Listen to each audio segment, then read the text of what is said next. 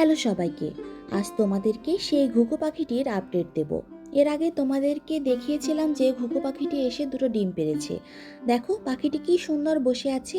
এই ভিডিওটি আরেক দিনের। বারান্দায় গিয়ে দেখি মা পাখিটি নেই। এদিকে বাচ্চাও ফুটে গেছে, বাচ্চার জন্য খাবার সংগ্রহ করতে গেছে। সকাল হলেই ঘুঘু পাখিটি খাবার সংগ্রহ করতে যায়। পাখিটিকে দেখতে না পেয়ে একটু ক্যামেরা বন্দি করলাম। কি সুন্দর ফুটফুটে দুটি ছানা হয়েছে, দেখে মনে হচ্ছে না হাঁসের ছানা। এই ভিডিওটি আবার আরেক দিনের। খেয়াল করছি কয়েকদিন ধরে আমার অর্কিড গাছটির অবস্থা কেমন যেন খারাপ হয়ে যাচ্ছে। পরে আমি একই রকম আরেকটি গ্রিল টবে কিছু নারকেলের খোসা আর কোকোপিট গাছের শিকড় দিয়ে নতুন একটি বাসা তৈরি করি। দুটোকে তুলে জাস্ট বসিয়ে দিই, আবার জায়গা মতন রেখে দিই। একটু পরেই দেখি মা পাখিটি এসে তার বাচ্চাকে খাওয়াচ্ছে। অর্কিড গাছটা বের করে দেখি প্রচুর পোকা হয়েছে। বাসাটা চেঞ্জ করে দিয়ে ভালোই করেছি, কি বলো? আজ এ পর্যন্তই। টাটা।